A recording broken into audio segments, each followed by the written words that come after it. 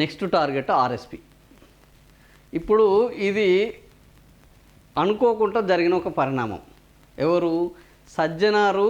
మనం అనేక సార్లు అనుకున్నాం, మీడియాలో ప్రచారం పొందడంలో ఇటీవల ఐపీఎస్ అధికారులలో అద్భుతమైన తెలివితేటలున్న ఒక అధికారి ఎవరు అంటే సజ్జనార్.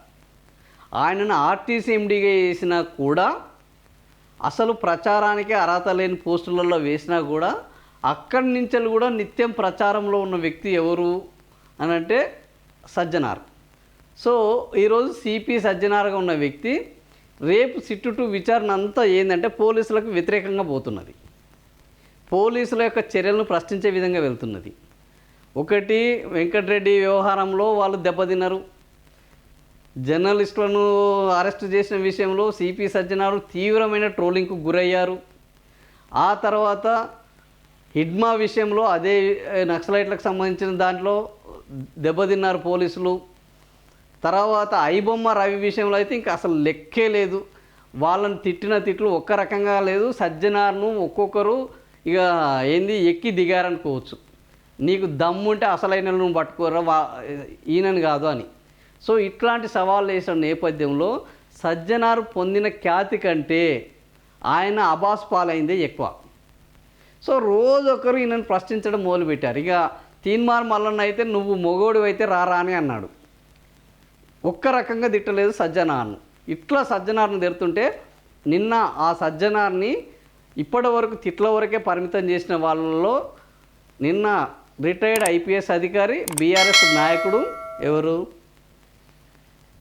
ఆర్ఎస్ ప్రవీణ్ కుమారు. అసలు ఈయనంత నేరస్తుడు ఇంకొకడు లేడు, ఈయనే 7 కేసులలో నేరస్తుడు. నేరస్తుడు నిందితులను ప్రశ్నించడం ఎంత విడ్డూరంగా ఉన్నది అని ఆయన మాట్లాడాడు. అది నిన్న తీవ్ర దుమారం రేపింది. సజ్జనార్కు నేరుగా తాకింది, మామూలుగా తాకలేదు. వీళ్ళు ఒకటి అనుకుంటే, వీళ్ళు ఎదుటి వాళ్ళని డిస్టర్బ్ చేయాలనుకుంటే నిన్న ఆర్ఎస్ ప్రవీణ్ కుమారు సజ్జనార్ని డిస్టర్బ్ చేశాడు. అసలు నీకు ప్రవీణ్ కుమార్కు సజ్జనార్ లీగల్ నోటీస్ ఇచ్చారు. ఎందుకు? సిట్ పేరిట ఇప్పటికే బీఆర్ఎస్ నేతల లక్ష్యంగా సిపి సజ్జనార్కు విచారణ అర్హత లేదు అన్నారు. ఆయన నోటీసులు ఇవ్వడం ఏంది? అసలు ఈయనకు నోటీసులు ఇచ్చే అర్హత ఎక్కడున్నది? ఆయన పైన ఫోన్ ట్యాపింగ్ కేసు ఆరోపణలు ఉన్నాయి. సిట్టు విచారణ నుంచి ఆయనను తప్పించాలి. రాక్షసానందంతో రేవంత్ రాజకీయ వికృత కీడ ఇది. ప్రశ్నిస్తున్నందుకు కేటీఆర్ అరెస్టుపై బీఆర్ఎస్ ఎందుకు? ఆయన మీద ఏమి కేసులు ఉన్నాయి?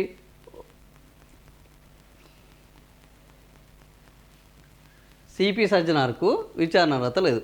గతంలో అక్రమ ఫోన్ ట్యాపింగ్ చేశారన్న ఆరోపణలు ఎదుర్కొంటున్న సిపి సజ్జనార్కు ఇప్పటికీ ఫోన్ ట్యాపింగ్ కేసులో బీఆర్ఎస్ నేతలను విచారించే అర్హత లేదు. ఈ కేసులో సిట్టు అధికారికంగా ఆయనను నియమించడం ఎంతవరకు సమంజసమని బీఆర్ఎస్ ప్రధాన కార్యదర్శి ఆర్ఎస్ ప్రవీణ్ కుమారు సంచలన ఆరోపణ చేశారు. ఆయనను వెంటనే సిట్టు విచారణ బాధ్యతల నుంచి తప్పించాలని ప్రభుత్వాన్ని డిమాండ్ చేశారు.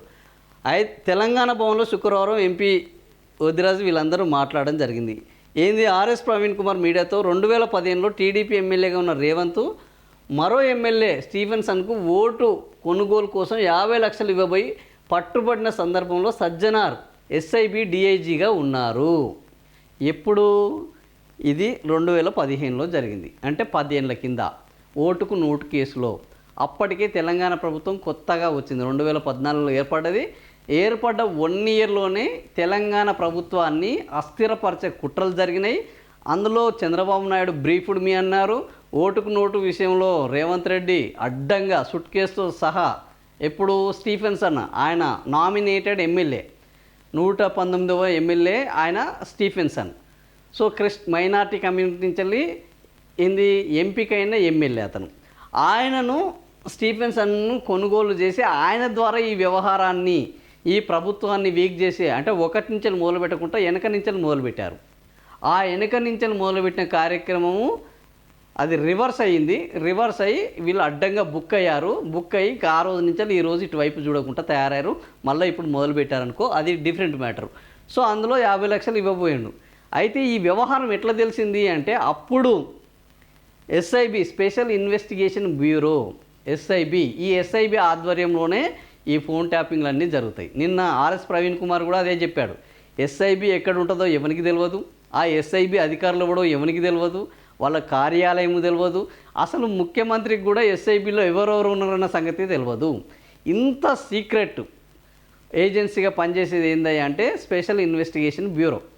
ఈ స్పెషల్ ఇన్వెస్టిగేషన్ బ్యూరోకి ఎవరు ఉన్నారు అప్పుడు? డిఐజీగా సజ్జనార్.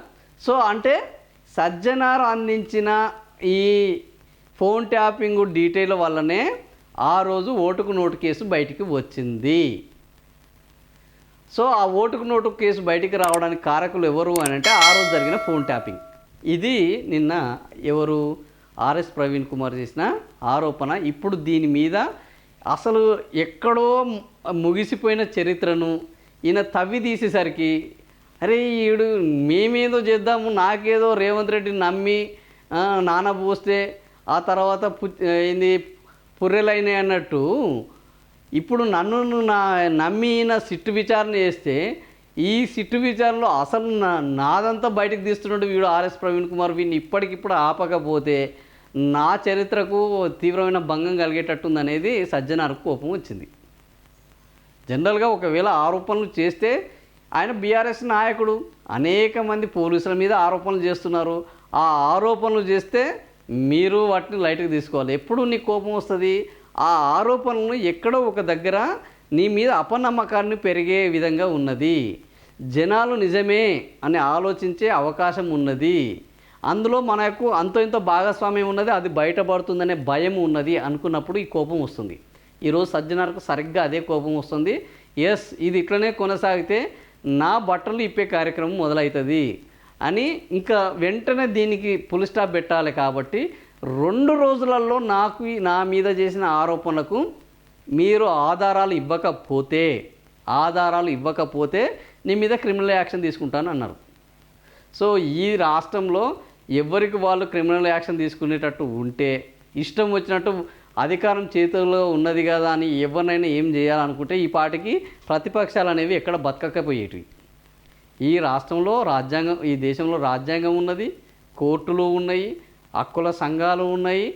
అడ్డగోలిగా అహంకారంతో అధికారంని మేము చేస్తాము అనంటే వాళ్ళ పీచ మనిషి జనాలు ఉన్నారు. కాబట్టి ఈరోజు సజ్జనార్ కోపం వచ్చి 2 రోజులలో ఇవ్వకపోతే క్రిమినల్ చర్యలు తీసుకుంటామంటే ఈరోజు దాని మీద కూడా ఆర్ఎస్ ప్రవీణ్ తీసుకోమనే చెప్తారు. 100% నువ్వు తీసుకోవచ్చు, అది కోర్టులో తేలుతుంది. రేపు ఇది కోర్టు వరకు పోతే ఎస్ఐబి అధికారిగా ఈయన ఉన్నాడా లేదా, ఎస్ఐబి అధికారిగా ఈయన ఏం చేశాడు, ఈయన ఫోన్లు ట్యాప్ చేయలేదని ఆ రోజు చెప్పగలడా, ఆ రోజు ఇంత పెద్ద ఓటుకు నోటు కేసులో నా ప్రమేయం లేకుండానే ఇదంతా జరిగింది అని సజ్జనార్ ప్రూవ్ చేసుకోగలడా? ఇవన్నీ అంశాలు రేపు కోర్టులో వాదించాల్సిన పరిస్థితి ఏర్పడుతుంది. ఇది కోర్టుకు వెళ్తే ఇంతకంటే ఎక్కువ రచ్చ జరుగుతుంది. అసలు విషయం అప్పుడు 2015లో ఈ ప్రభుత్వాన్ని అస్థిరపరిచేటందుకు జరిగిన కుట్ర ఏందనేది అసలు విషయం బయటకు వస్తుంది. అందులో రేవంత్ రెడ్డి ఎవరెవరితోటి మాట్లాడాడు, చంద్రబాబు నాయుడు ఎవరెవరితోటి మాట్లాడారు, వీళ్ళు ఈ రాష్ట్ర ప్రభుత్వాన్ని అస్థిరపరిచేటందుకు ఎలాంటి కుట్రలు చేశారు, ఆ కుట్రలలో అధికారులు కూడా ఎవరెవరు భాగంగా ఉన్నారు, ఇవన్నీ అనేక విషయాలు బయటకు వస్తుంది. ఇది తేనె తిట్టని కదపడమే. ఈరోజు మరి ఈ తేనె తిట్ట నిజంగా నాకు ఇప్పుడు అర్థమవుతుంది ఏంటంటే ఇది బీఆర్ఎస్కు బ్రహ్మాండంగా పనికొచ్చే తేనె తిట్ట కాబోతుంది. ఎవరు అనంటే రేవంత్ రెడ్డి తన కూర్చున్న కొమ్మను తను కొట్టుకుంటున్నాడు. ఎందుకంటే ఎప్పుడైతే మనం దొంగతనం చేశామని ఓపెన్గా రెడ్ హ్యాండెడ్గా పట్టుబడ్డము, ఆ దొంగ మళ్ళీ మిగతా వాళ్ళ దొంగతనం గురించి ఎక్కువ మాట్లాడితే అది ఎప్పుడైనా ప్రమాదకరము. ఈరోజు రేవంత్ రెడ్డికి అది అర్థం కావాలి. తాను ఏంది యద్భావం తద్భావత అన్నట్టు తను దొంగతనం చేసి అందరూ దొంగలే అన్న భావనలో ఈ దొంగలు ఉంటే వాళ్ళు దొంగలు కాదు బాబు అని కనుక వాళ్ళు నిరూపిస్తే అప్పుడు ఈ దొంగల పని ఇంకా చాలా తీవ్రంగా ఉంటుంది. సో ఈరోజు రేవంత్ రెడ్డి ప్రభుత్వం చేస్తుంది ఏంటంటే తెలంగాణ రాష్ట్రాన్ని, తెలంగాణ కోసం ఏర్పడిన ఆ రోజు ప్రభుత్వాన్ని అస్థిరపరిచేందుకు, ఎందుకంటే ఆ రోజు మీరు తెలంగాణ రాష్ట్రాన్ని సాధించుకున్నా సరే మళ్ళా 10 ఏళ్ల లోపు మీరు తెలంగాణ మీ చేతిలో ఉండదు, ఈ తెలంగాణను ఎందుకు తెచ్చుకున్నామన్న పరిస్థితి వస్తుంది, మళ్ళా ఆంధ్రప్రదేశ్లో కలవక తప్పదు అని ఆ రోజు అహంకార పూరితంతో ఆ రోజు సమైక్యవాదులు, సమైక్య నాయకులు మాట్లాడారు. ఆ మాట్లాడమే కాకుండా వాళ్ళ యాక్షన్ ప్లాన్ కూడా సిద్ధం చేశారు. అందులో భాగమే ఓటుకు నోటు కేసు. కేసీఆర్ని తప్పిస్తే తెలంగాణ లేదు, కేసీఆర్ని పదవి విచ్యుతుని చేస్తే ఇంకా అక్కడ మాట్లాడేటోడు లేడు అన్న ఒక దారుణమైన కుట్ర చేశారు. ఆ దారుణమైన కుట్రలో భగ్నం కావడానికి 100% ఆ రోజు ఉన్న పోలీస్ వ్యవస్థ కేసీఆర్కి సహకరించింది. అవునన్నా కాదన్నా కేసీఆర్ పాలనలో ఇంటెలిజెన్స్ వ్యవస్థ కేసీఆర్కి అద్భుతంగా సహకరించింది.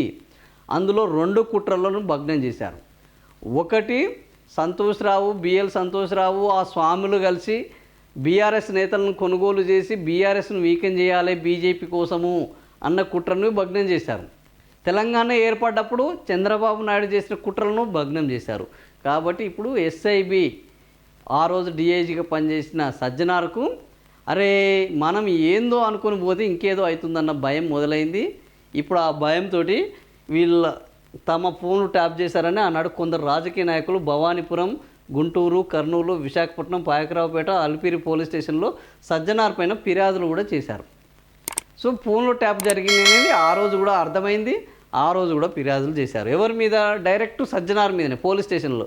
కానీ ఆరోపణలు ఎదుర్కొంటున్న సజ్జనార్ ప్రస్తుత కాంగ్రెస్ సర్కార్ 2వ సీటుకు విచారణ అధికారిగా నియమించడం, ఇన్ని ఫోన్లో ట్యాపింగ్ చేసిన ఆయన మళ్ళా ఫోన్లో ట్యాపింగ్ అక్రమం అని ఆయన ఆ అక్రమం అనే సిట్టుకు అధికారిగా ఉండడం, నేతృత్వం వేస్తుండడం, దొంగకు తాళాలు ఇవ్వడమే.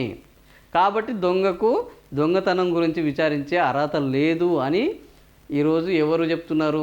ఆర్ఎస్ ప్రవీణ్ కుమార్ అంటున్నారు. సో ఈడ ఫోన్ ట్యాపింగ్ చేసినాను మళ్ళీ ఫోన్ ట్యాపింగ్ విచారణ చేస్తున్నాడు. అడ్డంగా ఈ రాష్ట్ర ప్రభుత్వాన్ని అస్థిరపరచడానికి కుట్ర చేసి అడ్డంగా రేవంత్ రెడ్డి మళ్ళీ ఈ రాష్ట్ర ప్రభుత్వాన్ని స్థిరపరుస్తానని బాకాలు ఊతున్నారు. సో ఇట్లా దొంగ అన్నట్టు ఈరోజు ఈ వ్యవహారం కొనసాగుతుందని ఆర్ఎస్ ప్రవీణ్ కుమార్ నిన్న చెప్పాడు. అది గట్టిగా దాకింది సజ్జనార్కు. సో సజ్జనార్ ఏం చేశారు అని అంటే నెక్స్ట్ ఇప్పటివరకు ఇది రేవంత్ రెడ్డి వర్సెస్ బీఆర్ఎస్ నాయకులైంది. ఆర్ఎస్ ప్రవీణ్ కుమార్ రావడంతో ఇది ఐపీఎస్ వర్సెస్ ఐపీఎస్ అయింది. రిటైర్డ్ ఐపీఎస్ వర్సెస్ ప్రజెంట్ ఐపీఎస్గా మారింది. అందుకనే ఆర్ఎస్పీని టార్గెట్ చేద్దాము. ఆర్ఎస్పీని టార్గెట్ చేస్తే ఏమవుతుంది? ఆర్ఎస్పీ ఇప్పుడు కేసీఆర్, కేటీఆర్, హరీష్ రావు, నెక్స్ట్ ఆర్ఎస్పీ అంటే ఆర్ఎస్పీని 4వ స్థానంలోకి వెళ్ళడమే. ఫోన్ ట్యాపింగ్లో విచారణ ఎదుర్కొన్న బీఆర్ఎస్ ముఖ్య నాయకులు ఎవరు అని రేపు గూగుల్లో కొడితే ఏమొస్తుంది? ఫస్ట్ హరీష్ రావు, ఆ తర్వాత కేటీఆర్, మీరు కేసీఆర్ని విచారణ చేస్తే కేసీఆర్, ఆ తర్వాత లేదా 3వ వ్యక్తిగా ఆర్ఎస్పీ, 4వ వ్యక్తిగా కేసీఆర్. ఇదే కదా రేపు విచారణ రేపు ఎక్కడ సెర్చ్ చేసినా దొరికేది. సో మీరు ఏం చేస్తున్నారు అంటే సజ్జనారు ఒక ఐపీఎస్ అధికారిగా ఉండి ఒక మాజీ ఐపీఎస్ అధికారిని బీఆర్ఎస్లో ఒక స్టాండర్డ్ నాయకుడిగా టాప్ 5 లీడర్స్లో ఒకరిగా ఆయనను తయారు చేసే ఒక అద్భుతమైన అవకాశాన్ని ఆర్ఎస్పీ ప్రవీణ్ కుమార్కి ఇస్తున్నట్టు నాకు అర్థమవుతుంది. నిజంగానే ఆర్ఎస్ ప్రవీణ్ కుమార్ని ఈయన ఈ 2 రోజుల్లో స్పందించకపోతే, ఈయన ఆధారాలు ఇవ్వకపోతే, సజ్జనార్ ఈయన మీద చర్యలు తీసుకుంటే ఆర్ఎస్ ప్రవీణ్ కుమార్ లీడర్ అవుతాడా లేకపోతే దోషి అవుతాడా? జనం దృష్టిలో ఆయన ఏమవుతాడు? సజ్జనార్ గొప్పోడవుతాడా? జనం దృష్టిలో ఆర్ఎస్ ప్రవీణ్ కుమార్ గొప్పోడవుతాడా? ఇది ఇప్పుడు బీఆర్ఎస్ పార్టీ ఆర్ఎస్ ప్రవీణ్ కుమార్ని అరెస్ట్ చేస్తే చేష్టలొడిగి ఆయన పాపన వాడిపోతాడని ఊకుంటుందా? లేకపోతే మమ్మల్ని విచారణ చేసిన సజ్జనార్ని ఇదే దెబ్బ అని బీఆర్ఎస్ మొత్తం ఆయన మీద పడుతుందా? ఇవన్నీ ఆలోచిస్తే సజ్జనార్ చేసింది అది దుందుడుకు చర్యనా, దూకుడు చర్యనా, లేకపోతే ఈ రేవంత్ రెడ్డి వర్సెస్ బీఆర్ఎస్ నాయకులకు జరుగుతున్న ఈ బ్రహ్మాండమైన ప్రచారాన్ని, ఈ పతాక స్థాయి ప్రచారాన్ని పక్కకు నెట్టేసి ఐపీఎస్ అధికారులు ఆ ప్రచారంలోకి రావాలని, ఆ ప్రచారంలో ఆర్ఎస్ ప్రవీణ్ కుమారు ప్లస్ సజ్జనారు రోజు ముందట ఉండాలని. సజ్జనారు ఎందుకంటే ప్రచారం కోసం ఆయన అనేక పనులు చేస్తుంటాడు. మనం మస్తుగా అనుకున్నాం. మొన్న కూడా సంక్రాంతి పండగ ముందు ఆయన ప్రకటనలు చేశారు. అంతకుముందు ఆయన వచ్చిన తర్వాత అనేక ప్రకటనలు చేశారు. ఈ ప్రకటనలు నిజం అవుతాయా, కాకపోతే సజ్జనారు దీనికి సమాధానం చెప్తారా అని కూడా మనం అనుకున్నాం. కానీ దేనికి ఇంతవరకు అమలు జరిగింది లేదు, అయ్యింది లేదు. సో ఇప్పుడు సజ్జనారు ఏమి చేయకుండానే పొద్దున్న లేస్తే ప్రచారంలో ఉండే కార్యక్రమంలో భాగంగా నెక్స్ట్ టార్గెట్ ఇప్పుడు ఇది రేవంత్ రెడ్డి వర్సెస్ ఇది పోయి రేపు ఐపీఎస్ వర్సెస్ ఐపీఎస్ మారడానికి సజ్జనార్ వేసిన స్కెచ్చా, నిజంగానే ఆర్ఎస్ ప్రవీణ్ కుమార్ని టాప్ 5 లీడర్లో ఒకరుగా తయారు చేయబోతున్నారు. ఇది త్వరలో తేలబోతుంది. ఇంకో 2 రోజులలో దీని గురించి ఏందనేది మనం చర్చిద్దాం.